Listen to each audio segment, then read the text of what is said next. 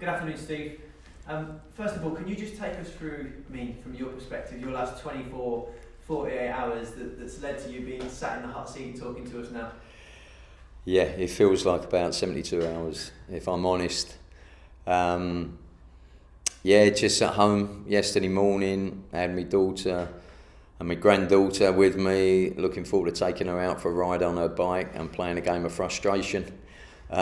Little was I to know that I'd be the one in with frustration. I got a phone call and asked if I would be available to come and help out.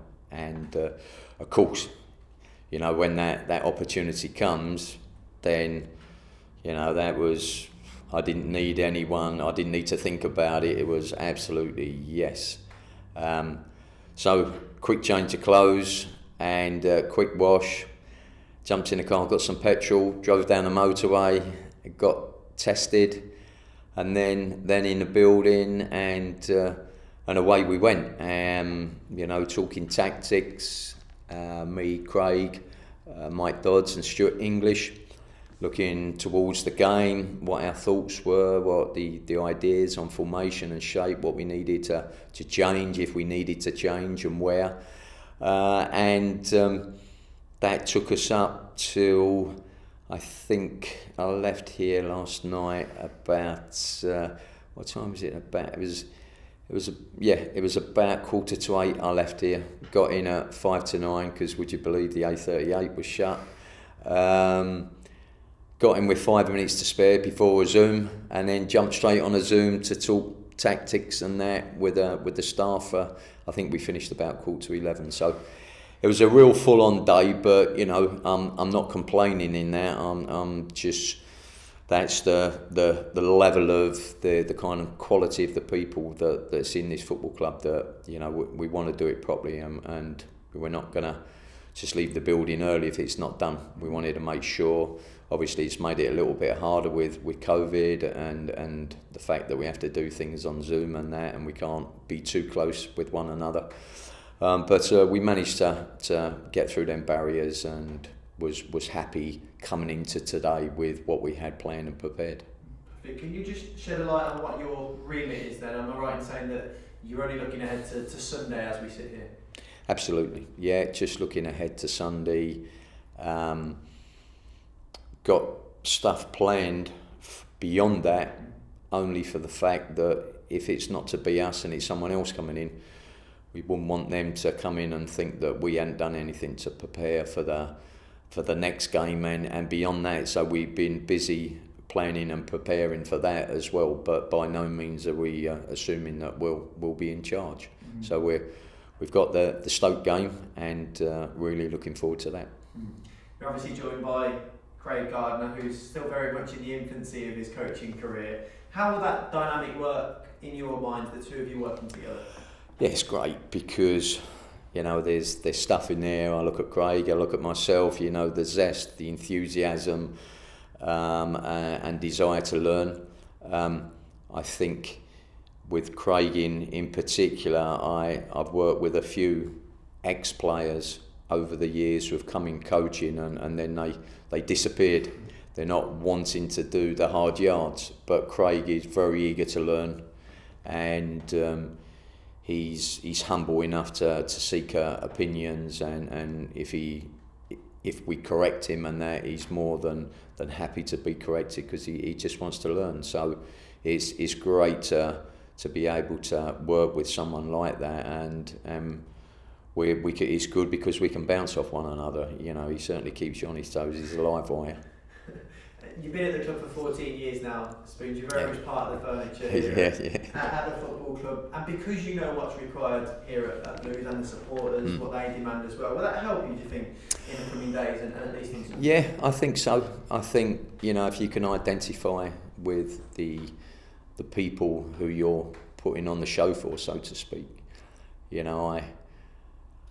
When I played here myself, it can be quite an intimidating place when you come here and when the fans get behind you, but you can never rely on you can't expect fans to get you going, so you've got to give them some entertainment and some full-blooded aggression. And as I was speaking about earlier, we're very much a working football club. The staff work extremely hard at this football club because we're not in the higher echelons of finance.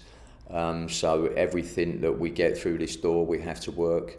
And a lot of our supporters are working class people who go out and do a shift. And when our team goes out, I think it should be reflective in the kind of area that you're from. And whilst I'm not from this area, I do have a great respect and a feeling for the people and what they stand for. And I want to see that in the players.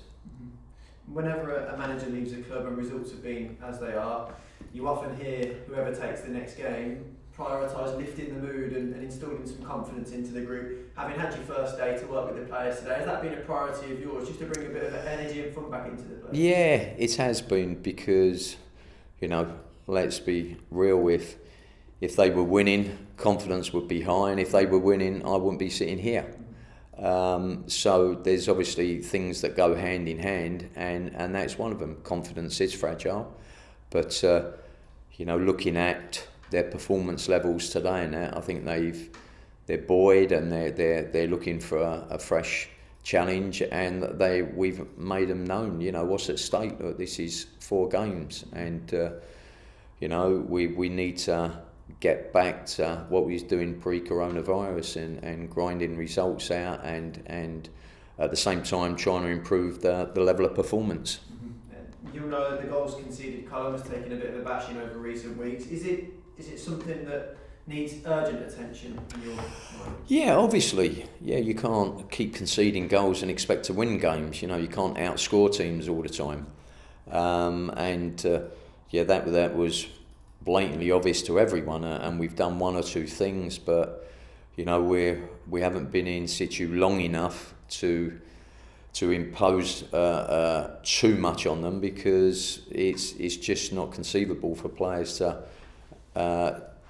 take, or anybody, you can't overload them with too much information. So we've given a couple of simple guidelines that we feel will help us to improve as a team and individually, and trying to get to work within them parameters. You often hear that the next game's the most important one because it's the next game, the next 3 points are the grabs. But does the fact that it is Stoke City and they are a side in and around the same portion of the table as us make it any bigger? I'd be a fool to say no, of course. People listening to this interview are saying that's a load of rubbish, because, it is important. And your next game is always important, irrespective of where you are in the league. And the team we're putting out and the stuff we're working to, we're looking to get a clean sheet and get something from the game, because we need to be getting points on the table. We hear people say, well, Sheffield Wednesday might get this and that's rubbish, because they might not. And it's going to be about what we do on the football pitch, and also, if we can get a good result from this, and if anyone comes in after, then they've got something to build on. But it's not about individuals and egos or anything like that. It's about getting this football club over the next 4 games to get the results that are required to get us out of this position we're in. And it didn't take for you to have that session today to see the quality that there is in the squad. Is that a belief that you harbour with 4 games to go? There's enough in there, in that current group, to get us out of the situation? Well, absolutely. And, obviously I'm working with the 23s. I see them day in, day out, so I know the kind of quality that we've got in addition to the players who had been playing previously. So the squad is good. It's up there and comparable with other squads who are doing better than us at the moment, and we've got to try and find out a way of getting the kind of results to match the kind of quality of player that we got in. So we need to be turning this around as soon as we can. Last couple of questions from me. In terms of injuries, how are we shaping up in terms of availability? Yeah, we're all good.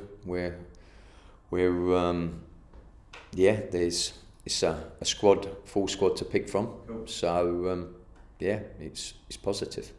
And of course, having worked with the 23s this season, the emergence of Nico Gordon and Jayden Reed, most recently Jayden during the week, making his professional debut. I mean, just the development and the pathway of those two players in particular. I mean, you've been privy to that for the last couple of years, really. But what have you made of their progression? Fantastic, yeah, delighted for them. You know, real honest lads who want to do well. Nico being a local boy as well, he has an affinity with the football club. But Jayden we took in last summer, but he's settled in and he's good friends with the rest of the players, and he's shown what he's capable of in his small cameo role the other night for 15-20 minutes that he played. He looked lively, and a boy can score goals as well. And he's come in, and it was one or two things that we had to tweak in his game, but he's listened and knuckled down, and shown a good desire to learn and a good work ethic. And as I say, that's what this football club's about. We've got some wonderful talent, but also we want to be known as a working team as well, who are battle and see it through right to the final whistle. Steve, the very best of luck for Sunday. Lovely, thank you.